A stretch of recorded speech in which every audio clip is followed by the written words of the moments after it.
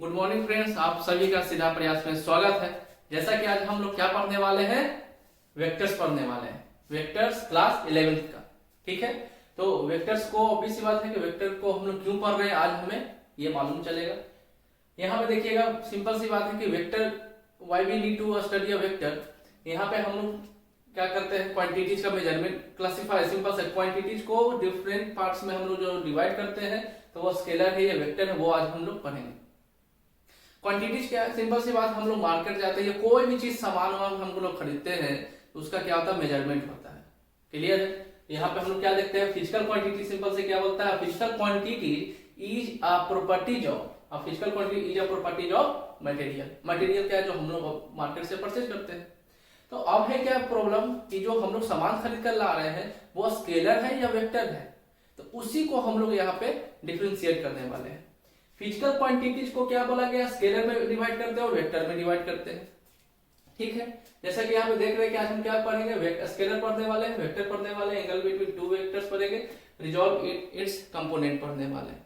तो हमें क्या बोल रहा है, स्केलर और वेक्टर पढ़ रहे हैं, तो स्केलर वेक्टर क्या डिफाइन करता है, फिजिकल क्वांटिटीज को, ठीक है। फिजिकल क्वांटिटी भी अलग अलग होते हैं। जैसे सिंपल से बात है, हम गए मार्केट शुगर खरीदने के लिए, ठीक है, चीनी खरीदनी है 1 kg। अब वो स्केलर या वेक्टर है हमें तो नहीं मालूम। अगर हम सिंपल से बात शुगर खरीद के ला रहे हैं, कोई हमसे पूछता है बताओ क्या स्केलर या वेक्टर, तो हमें मालूम नहीं चलेगा।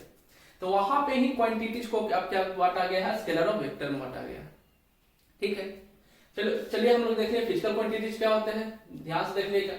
अब है स्केलर। अब जो क्वांटिटीज हम लोग ला रहे हैं उसको क्लासिफाई कैसे करेंगे, स्केलर है या वेक्टर है। तो सिंपल सी बात देखिए, एक एग्जांपल यहाँ पे देते हैं। यहाँ पे क्या है, लाइन सेगमेंट ए और बी है।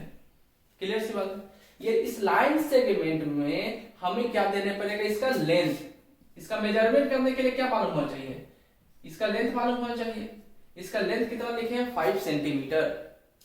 अभी इसका लेंथ है 5 सेंटीमीटर। ये इसका क्या बता रहा है, एबी का क्या बता रहा है, वैल्यू बता रहा है कि अगर हमें पेमेंट करना होगा तो इसके इस लेंथ के अकॉर्डिंग ना हम इस पे खर्च करेंगे। तो हम किसका पेमेंट कर रहे हैं, इसके मैग्नीट्यूड का। फिजिक्स में क्या एक टर्म है, मैग्नीट्यूड। इसके वैल्यू को कौन डिफाइन करता है, मैग्नीट्यूड। तो अब इस लाइन सेगमेंट का क्या है, ये 5 सेंटीमीटर, ये 5 सेंटीमीटर क्या है, मैग्नीट्यूड है 5 centimetre. It's a magnitude of line segment A B. Clear सी बात है। अब एक बात समझिए क्वेश्चन में क्या है, अगर इस लाइन सेगमेंट में एक डायरेक्शन है, यहाँ पे क्या है, ये लाइन सेगमेंट क्या है, डायरेक्शन लेस है। ये लाइन सेगमेंट है, यहाँ पे हम क्या ड्रॉ कर रहे हैं, रे, ठीक है। ये बहुत ही बेसिक चीज है, ये क्या है, रे। रे में आपको भी मालूम होगा कि वन एंड पॉइंट पे क्या होता है, रे में क्या होता है, वन एंड पॉइंट होता है एंड अनदर हेड पे वो मूव करता रहता है। तो इसमें क्या हो गया, रे में डायरेक्शन हो गया। अब हम ये बोलते हैं कि इसे भी लाइन सेगमेंट मानकर इसे भी 5 सेंटीमीटर हम बोले, लेकिन इसमें क्या है, पार्टिकुलर डायरेक्शन में मूव कर रहा है। इसमें दोनों चीज हमें देखने के लिए मिल रहा है, इस लाइन सेगमेंट का मैग्नीट्यूड भी है और क्या है, डायरेक्शन भी है। यहाँ पे देखिएगा दोनों में क्या है, क्वांटिटीज को ही डिफाइन किया जा रहा है। यहाँ पे क्या है, सिंपल सा मैग्नीट्यूड है, यहाँ पे क्या है, मैग्नीट्यूड के साथ साथ उसमें क्या है, डायरेक्शन भी। एरो क्या दिखा रहा है, डायरेक्शन की, मूवमेंट किधर हो रहा है, इस डायरेक्शन में। बात आई समझ में। तो यहाँ पे हम लोग क्या देख रहे हैं कि क्वांटिटीज को क्लासिफाई किया जा रहा है ऑन द बेसिस ऑफ क्या है, मैग्नीट्यूड एंड इट्स डायरेक्शन। तो सिंपल सी बात हम लोग क्या सीखे कि स्केलर क्वांटिटीज के लिए, अगर स्केलर क्वांटिटी हम पूछते हैं कि फिजिकल क्वांटिटी में कौन सा क्वांटिटी स्केलर है, तो हमें क्या मालूम करने पड़ेगा, सिर्फ उसका, उस क्वांटिटी का सिर्फ मैग्नीट्यूड मालूम कर लेते हैं। उस क्वांटिटी में क्या होना चाहिए, सिर्फ उसका मैग्नीट्यूड होना चाहिए, उसके अलावा कुछ नहीं होना चाहिए। तो स्केलर क्वांटिटीज के लिए हम लोग क्या बोल सकते हैं, लिखिएगा scalar quantity, scalar quantity, scalar quantity के लिए सिंपल से बताइए तो क्या हो गया,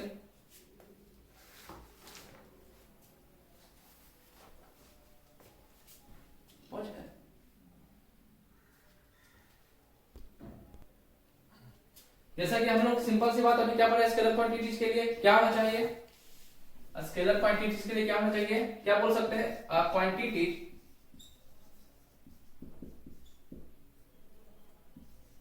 क्वांटिटीज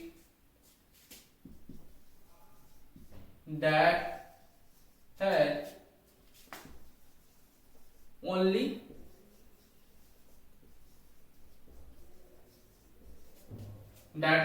मैग्नीट्यूड। ये बात हमें याद नहीं करना है। हम अभी क्या पता है स्केलर क्वांटिटीज के लिए, स्केलर क्वांटिटी क्या बताया, सिर्फ मैग्नीट्यूड को जो क्वांटिटी डिफाइन करता है वो स्केलर क्वांटिटी में चला, वही तो बात लिखे है, quantity that has only magnitude. Simple से वेक्टर क्वांटिटी के लिए क्या पढ़े हम लोग, जिसमें क्या हो जाए magnitude as well as direction. यहाँ पे लिखते हैं वेक्टर क्वांटिटी, लिखिएगा वेक्टर क्वांटिटी में क्या हम लोग लिखते हैं, vector quantity a quantity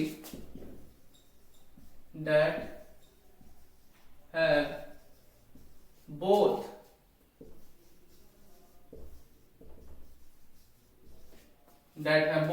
magnitude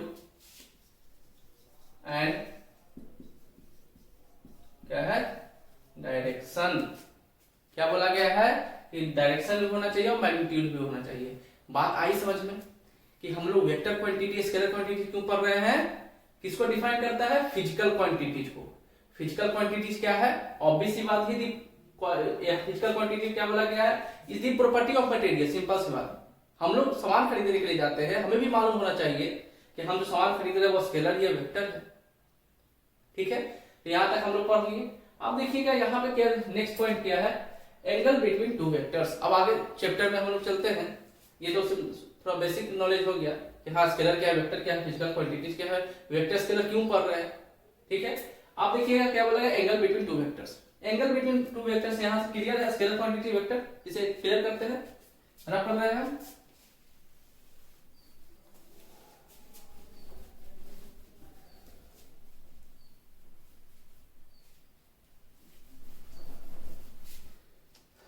चलिए एक बात बताइए, सिंपल सा एंगल का जब भी बात होता है तो हम लोग जूनियर क्लास में भी पढ़े हुए होते हैं। अगर एंगल यहाँ पे देखिएगा, एंगल का नोटेशन क्या है, ये क्या है एंगल है। अब इसमें हम लोग क्या बोल रहे हैं, ध्यान से देखिएगा, ये क्या है कॉमन पॉइंट है, ये क्या है रे है। ठीक है, ये क्या है कॉमन पॉइंट है, ये क्या है रे है। इसके बीच के इसे क्या बोला गया है, थीटा से रिप्रेजेंट करके क्या बोला गया, एंगल बोला गया। एक बात हम लोग जानते हैं, ये चीज हम लोग पढ़ते हैं लेकिन कंसीडर नहीं करते हैं, ये इसका क्या हो गया है, ये हेड है। अरे एरो का मतलब, हम लोग का हेड का मतलब क्या, डिसीजन को ले रहा है, यहां से आ रहा है डिसीजन। तो हेड क्या बोल रहा है कि हमें इधर मूव करना है, इसका डायरेक्शन क्या है, कौन दिखा रहा है, हेड। हम लोग चलते हैं अपने दिमाग से, इसलिए यहाँ पे क्या बोला गया, इसे हेड है। और यहाँ पे कॉमन पॉइंट पे क्या है, ये इसका टेल है। बात आएगी समझ में। अब देखिए कोई और बच्चे क्या पूछते हैं कि नहीं सर हम तो ऐसा भी पढ़ रहे हैं। यहां से देखिए, यहां पे क्या हो रहा है, इंड हो रहा है, यहां से क्या हो रहा है, कॉमन पॉइंट से स्टार्टिंग हो रहा है। इस कॉमन पॉइंट पे क्या है, दोनों हेड आकर क्या हो रहा है, मीट हो रहा है। वहां भी एंगल का फॉर्मेशन होगा, बिल्कुल होगा, यहां भी एंगल का फॉर्मेशन हुआ।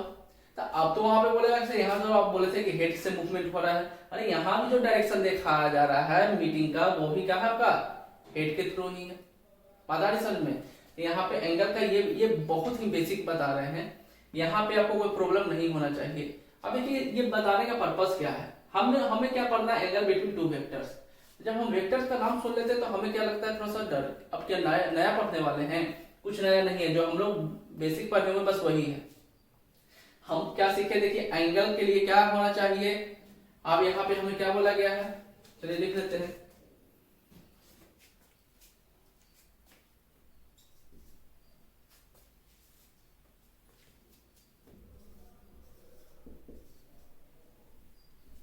एंगल के लिए क्या होना चाहिए, जॉइन टेल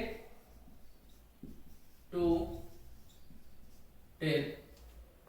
क्या बोला गया है, जॉइन टेल टू टेल। ठीक है, इसी का वाइस वर्सा क्या हो जाएगा, नेक्स्ट पॉइंट में क्या हो गया है, जॉइन हेड टू हेड। समझिएगा क्या पढ़ रहे हैं हम लोग, एंगल बिटवीन टू वेक्टर्स पढ़ रहे हैं हम। इसे आपको जूनियर क्लास में जो पढ़े उससे को रिलेट किया गया है। हम लोग जो बातें जानते थे बस उसी बात को हम बता रहे हैं, लेकिन यहाँ पे क्या उसका थोड़ा सा मीनिंग को चेंज कर रहे हैं ताकि आपको ना कोरिलेशन के साथ समझने में इजी हो। हम लोग ये चीज जानते हैं, ये भी जानते हैं, लेकिन इसका मीनिंग को नहीं समझते हैं। यहाँ पे क्या है, कॉमन पॉइंट है, यहाँ पे टेल है, यहाँ पे भी क्या है, कॉमन पॉइंट है, यहाँ पे क्या है, हेड है। तो अभी ऑब्वियस सी बात है, इस एंगल का रिक्वायरमेंट क्या है, एंगल का फॉर्मेशन के लिए तो बोला गया ज्वाइंट टेल टू टेल, है ना। दो वेक्टर का क्या होना चाहिए, ज्वाइंट, टेल टेल से ज्वाइंट होना चाहिए। और क्या बोला है, अगर बोला गया कि अगर नहीं होगा तो हेड टू हेड ज्वाइन कीजिए कॉमन पॉइंट पे, कोई दिक्कत नहीं। अब एक बात समझिए, हम इसी को ही एंगल क्यों बोल रहे हैं, इसको एंगल क्यों नहीं बोल सकते हैं? अरे नहीं बोल सकते इसको एंगल, बिल्कुल बोल सकते हैं। एंगल का फॉर्मेशन ये भी कर रहा है, लेकिन अब है क्या, हमें बचपन से बस यही बातें सिखाया गया है क्या, टू आर्म्स के बीच का जो एंगल हो, जो स्पेस, उसे हम लोग एंगल्स के लिए यूज करते हैं। लेकिन एक बात समझिएगा, ये भी एंगल का फॉर्मेशन कर रहा है, यहाँ भी थीटा 1 बन रहा है, यहाँ भी एंगल का फॉर्मेशन कर रहा है। इससे हमें क्या समझ में आता है, इससे हमें क्या समझ में आया, चूज स्मॉलर एंगल। अगर एक बात समझिएगा, यहाँ पे जो भी वैल्यू होगा, ये जो थीटा का वैल्यू होगा वो क्या होगा, लेस देन थीटा 1 होगा, डेफिनेटली होगा। बात आ रही समझ में? तो हमें सिर्फ ये बात बताया गया, इसके बारे में नहीं बताया गया है। और हम भी क्या होते हैं, बहुत खुश होकर पढ़ते रहते हैं, लेकिन एक्चुअल में क्या गया है, हमें क्या बोला गया है कि कौन सा एंगल को चूज करना है, स्मॉलर एंगल को चूज करना है। बात आई समझ में? हम लोग क्या करते हैं, चूज, थर्ड पॉइंट क्या है, चूज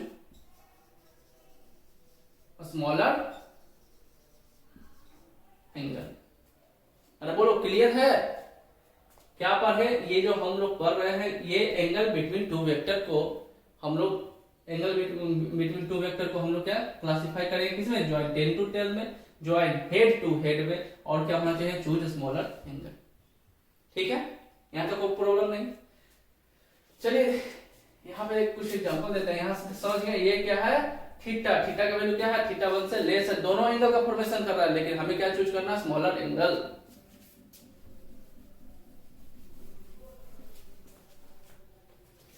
चलिए समझिएगा, देखिएगा, वेक्टर को जब भी हम लोग रिप्रेजेंट करते हैं, रिप्रेजेंटेशन ऑफ वेक्टर, कोई भी एक लाइन सेगमेंट हो, हम लोग क्या पढ़े, उसका मैग्नीट्यूड, लाइन सेगमेंट इतना सा भी क्या दे, इसका मैग्नीट्यूड हो कि नहीं होगा, बिल्कुल होगा, चाहे इतना बड़ा कर दे, ये भी क्या डिफाइन कर रहा है, मैग्नीट्यूड।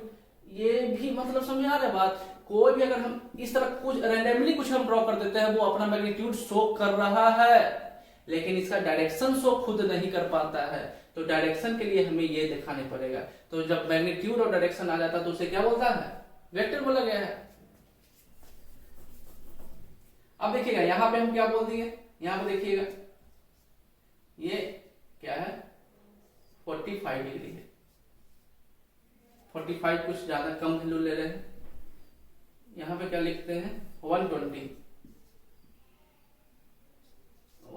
डिग्री। अब बताइएगा यहां पर हम लोग क्या बोला, ये क्या है आपका वेक्टर ए, ये क्या है वेक्टर बी, ए क्या है, चलिए ए अल्फाबेटिकली ऑर्डर में कोई भी बात जो हम लोग लिखते हैं, ए लिखे, बी लिखे, डी कुछ भी लिखे, वो क्या शो करता है, अपना मैग्नीट्यूड शो कर रहा है। लेकिन वेक्टर लिखने के लिए हम उसका हेड पे क्या लगाने पड़ेगा, एरो का साइन। अब ये क्या, इसको क्या पढ़ेंगे, वेक्टर ए पढ़ेंगे। क्या पढ़ते हैं, वेक्टर ए। और ये क्या शो करता है, सिंपल सा, ये क्या शो किया, मैग्नीट्यूड। इसके ऊपर अगर हम लोग एरो का साइन लगा देंगे तो ये क्या हो जाता है, वेक्टर हो गया। मतलब मैग्नीट्यूड प्लस वेक्टर, देख रहे हैं कितना इजी है, डेफिनेशन याद करने का रिक्वायरमेंट ही नहीं पड़ेगा। यहाँ पे क्या हो गया, वेक्टर है, यहाँ पे क्या हो गया, वेक्टर भी। अब यहाँ पे हम आपसे पूछ रहे हैं, क्या क्वेश्चन है, find the angle between two vector. समझिएगा, find the angle between two vector. अब यहाँ पे हम क्या पढ़े हैं उसको समझिए। तो ज्वाइंट टेल टू टेल, देखिए नहीं है। ज्वाइंट हेड टू हेड, एक हेड यहाँ पे है, एक हेड यहाँ पे है, नहीं ना है।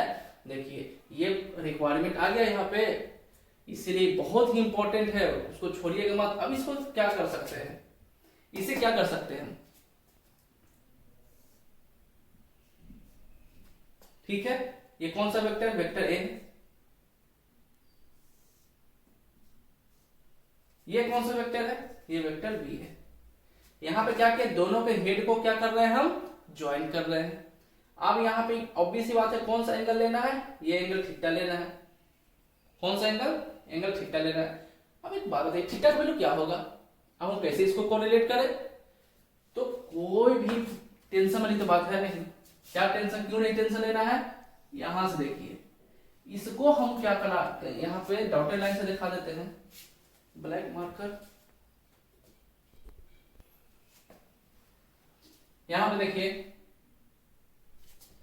वेक्टर बी को क्या कर रहे हैं समझना है, वेक्टर बी को क्या कर रहे हैं, आगे की ओर शिफ्ट कीजिए। यहां देखिए,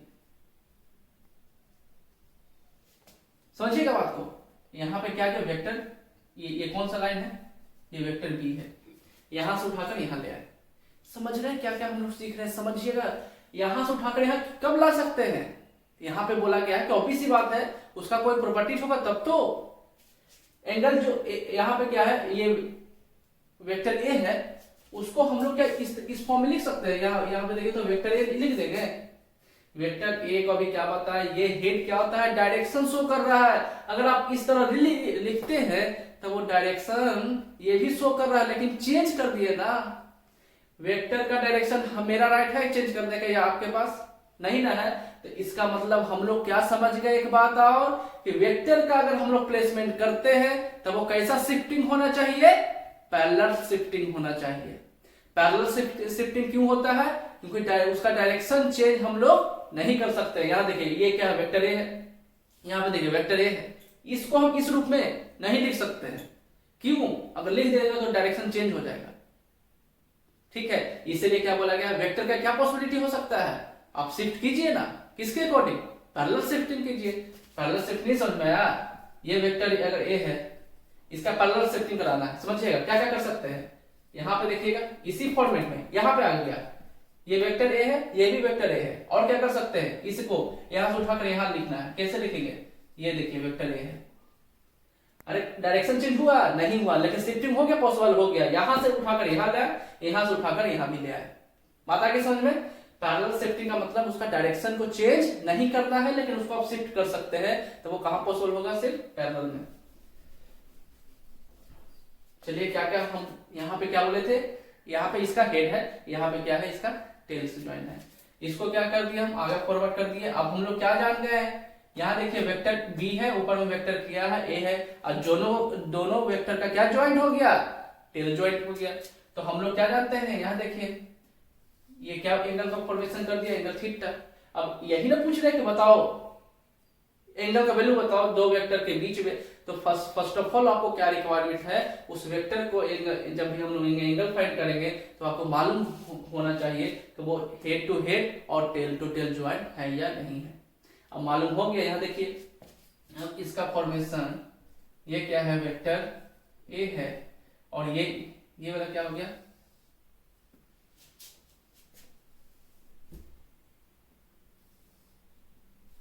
ये क्या है, वेक्टर बी है, दोनों का क्या ज्वाइंट हो गया, टेल हो गया।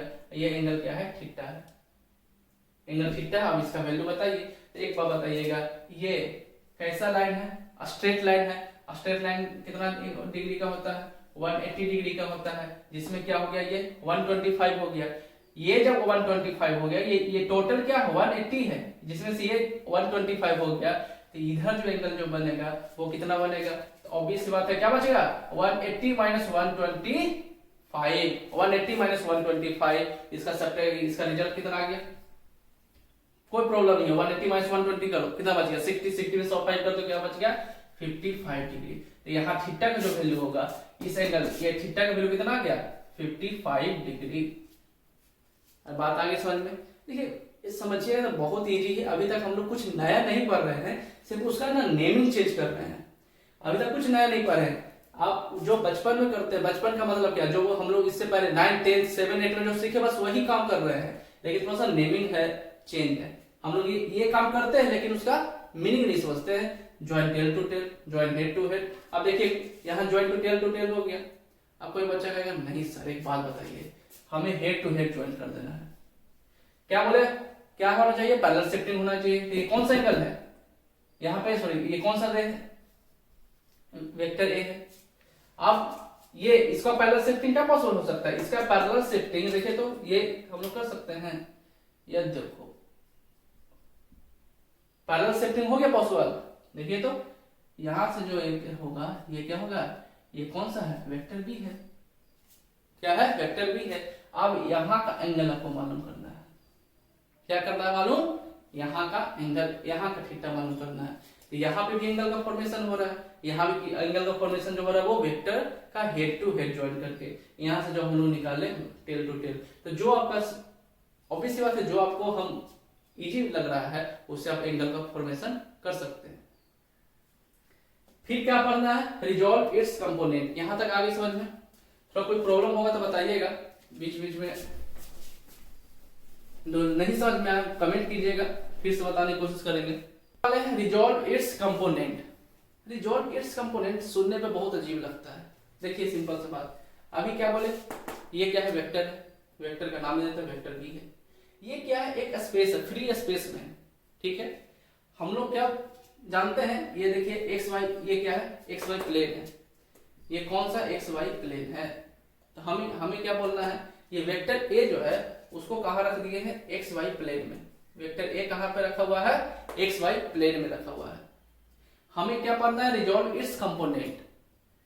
अभी जो वेक्टर ए है इसको हम कहाँ रखे, प्लेन में, एक्स वाई प्लेन में। तब बोला गया इसका कंपोनेंट को ब्रेक कीजिए, तो इसका कंपोनेंट का जो ब्रेकिंग होगा देखिए तो ध्यान से,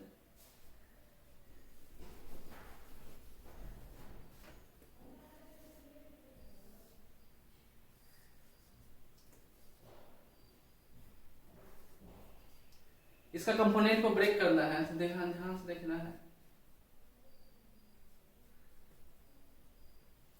एक्स वाई प्लेन है, ये कैसा प्लेन है, ये वाई एक्सिस है, ये कैसा है, एक्स एक्सिस है।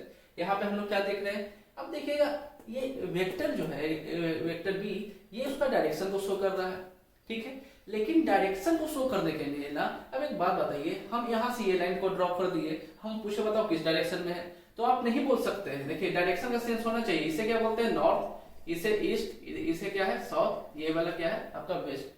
तो इस तरह कर देने का मतलब ये नहीं है कि हाँ सर ये क्या है, नॉर्थ और ईस्ट के एकदम बीच में है, नहीं। ये कौन बात बताता है, ये इसका एंगल का वैल्यू बात बता रहा है, ये डायरेक्शन को शो कर रहा है। अब इस तरह हम कर दिए, इस तरह कर देने के कारण ये नहीं है कि डायरेक्शन को शो कर देने लगा, बताइए सर में। तो यहाँ पे ऑब्वियस सी बात, ये कहाँ पे है, फ्री स्पेस में, वेक्टर भी कहाँ पे, फ्री स्पेस में है। तो यहाँ पे देखिए ये एंगल थीटा, अब इसका डायरेक्शन डिफाइन हो गया, एंगल थीटा, ये क्या है, एंगल वेक्टर बी है। अभी क्या बताए थे हम लोग, मैग्नीट्यूड इसका क्या होगा, बी होगा। अब यहाँ देखिएगा कंपोनेंट ब्रेक करते हैं, हम लोग क्या पढ़ रहे हैं, रिजॉल्विंग इट्स कंपोनेंट। एक राइट एंगल ट्रायंगल आप लोग पढ़ चुके हैं, राइट एंगल ट्रायंगल में हम लोग क्या जानते हैं, ये क्या है, एंगल 90 डिग्री, यहाँ पे कोई एंगल थीटा है, ये उसका क्या होता है, बेस, ठीक है। तो बेस के लिए क्या होता है, कॉस थीटा, और ये परपेंडिकुलर के लिए क्या होता है, साइन थीटा, ठीक है। तो यहाँ पे समझिएगा, तो हम लोग बेस इसे ही क्यों बोले, क्योंकि एंगल का जो फॉर्मेशन हो रहा है, अगर मान लेते हैं यहाँ से ये जो लाइन है वो किसके साथ एंगल का फॉर्मेशन कर रहा है, इस लाइन के साथ। एंगल का फॉर्मेशन जिस लाइन के साथ होना उसे बेस बोला गया है। तो यहाँ पे देखिएगा ये बेस है, ये बेस जो है वो पैरेलल टू एक्स एक्सिस है, प्लेन कैसा है, एक्स वाई का है, वहां पे ये पैरेलल है। तो ये क्या हो गया, ये बी जो है, बी का कंपोनेंट ब्रेक किए अलोंग एक्स एक्सिस के, तो इसका कंपोनेंट कहां पे हो गया, बी एक्स हो गया, क्यों, अलोंग इट्स, यहां देखिएगा प्लेन का क्या है, एक्स एक्सिस का अलोंग है। तो ऑब्वियस सी बात है, यहाँ पे हो गया बी एक्स, ये तो यहाँ पे क्या हो गया, ए वाई हो गया, सॉरी क्या हो गया, बी, यहाँ पे क्या है, बी वाई है। ये किसका कंपोनेंट हम ब्रेक कर रहे हैं, जिसी का भी कंपोनेंट ब्रेक करना हो उसका मैग्नीट्यूड मालूम होना जरूरी है। हम कंपोनेंट ब्रेक करते हैं वेक्टर का, तो यहाँ पे क्वांटिटी जो लिखा जाएगा वो उसका क्या होगा, मैग्नीट्यूड होगा। तो यहाँ पे बी एक्स हो गया, यहाँ पे क्या हो गया, बी वाई हो गया। अब ये चिल्ला के क्या बोल रहा है कि देखो बी का कंपोनेंट अलोंग बाई एक्सिस क्या होगा, बी बाई, बी का कंपोनेंट अलोंग क्या हो गया, बी एक्स हो गया। ये एक बात समझना है, ये बाई का पैरेलल होने के कारण ये बाई एक्सिस के अलोंग हो गया, ये एक्स एक्सिस के पैरेलल होने के कारण ये क्या हो गया, एक्स एक्सिस के अलोंग हो गया, ठीक है। कहिएगा से एक बात बताइए, इसका रिक्वायरमेंट आप इतना चिल्ला कर बोल रहे हैं, क्या फर्क पड़ता है, बाई हो एक्स हो, ठीक है। देखिएगा यहाँ तक क्लियर है ना? बताते जाइएगा, यहाँ तक सब कुछ क्लियर है। कोई प्रॉब्लम हुआ तो बताइएगा, बीच में हम उसको करेक्शन करने के कोशिश करेंगे। जो आपको नहीं समझ में आए वो फिर से समझाएंगे।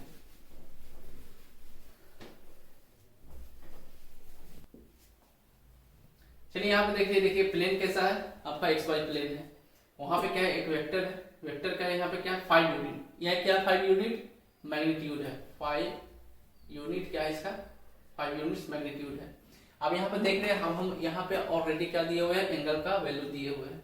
अब आपको सिंपल सी बात क्या करना है, ये 5 यूनिट को जब हम लोग क्या जानते हैं, जो एक्स एक्सिस का शो कर रहा है, हॉरिजॉन्टल शो कर रहा है, तो अब इसको हम क्या लिखते हैं, अभी हम लोग ये क्या पढ़े थे यहाँ पे एक्स एक्सिस के लोग, तो यहाँ पे क्या हो गया 5। राइट एंगल ट्रायंगल में हम लोग क्या पढ़े थे, बेस के लिए cos थीटा रिप्रेजेंट करते हैं, और हाइट के लिए, हाइट का मतलब परपेंडिकुलर हाइट के लिए sin थीटा करते हैं। अगर नहीं प्रॉब्लम है तो देख लीजिए क्यों करते हैं। ये एंगल थीटा है, ठीक से यहां से एक परपेंडिकुलर लाइन ड्रॉ करते हैं, ठीक है। इस लाइन को क्या परपेंडिकुलर बोलने का ये 90 डिग्री का हो गया, कोई दिक्कत नहीं। यहाँ पे क्या है वेक्टर बी है, कोई प्रॉब्लम नहीं। इसका मैग्नीट्यूड कितना होगा, बी होगा। अब इसका कंपोनेंट ब्रेक कीजिए, यहाँ पे क्या बोल रहे हैं बी कॉस थीटा, क्या बोले बेस के कारण बी कॉस थीटा, तो ये वाला क्या हो गया, इसे क्या बोल सकते हैं बी साइन थीटा बोल सकते हैं। अरे बोलो कोई दिक्कत, ये बी कॉस थीटा हो गया, तो ये क्या हो गया बी साइन थीटा। और ये वाला लाइन क्या है, ये बाई एक्सिस का पैरेलल हो गया ना, ये वाला देखिए तो ये बी साइन थीटा, तो ये भी क्या हो गया बी साइन थीटा। यहाँ पे क्या हो गया ये 5 यूनिट, तो यहाँ क्या बोलेंगे 5 cos 60 डिग्री, तो ये वाला along बाई एक्सिस क्या हो गया, ये आपका क्या है ये 5 cos 60 degree along x axis है कि नहीं है। यहाँ पे क्या हो गया, इसे क्या बोलेंगे 5 sin 60 डिग्री, तो ये 5 sin 60 डिग्री किसके along है, बाई एक्सिस के along है, ठीक है समझ लिए। अब अगर इसका वैल्यू है तो आपको मालूम होना चाहिए कि sin 60 का वैल्यू क्या होता है, cos 60 का वैल्यू क्या होता है। यहाँ तो कोई प्रॉब्लम नहीं, अगर प्रॉब्लम है तो इसको याद करके ही बैठिएगा क्लास में। ये आज हम लोग क्या सीख रहे हैं कंपोनेंट ब्रेक करने का, ये कंपोनेंट का हम लोग कंपोनेंट रिजॉल्व कर रहे हैं वेक्टर का। जो भी अभी तक हम लोग पढ़ाए हैं, अगर कोई प्रॉब्लम होगा ऑब्वियस बात है बताना है, तभी आपका डाउट क्लियर होगा। जो पढ़े हैं उसमें आप ऑब्वियस बात हम लोग बहुत ही बेसिक पढ़े हैं, तो ज्यादा परेशानी की बात भी नहीं है। नेक्स्ट क्लास जो होगा इससे अच्छा क्वेश्चन हम लोग डिस्कस करेंगे, किसके ऊपर, कंपोनेंट के ऊपर, रिजॉल्व इट्स कंपोनेंट, और भी अच्छी तरह समझेंगे। यहाँ पे देखिए एंगल का फॉर्मेशन समझेंगे, ठीक है। तो आज के लिए इतना ही, समझे। वीडियो के साथ बने हुए रहिए, और आगे आने वाला कंसेप्ट के लिए आप लोग इंतजार कीजिए, हम लोग कल बनाएंगे। चलिए मिलते हैं नेक्स्ट वीडियो।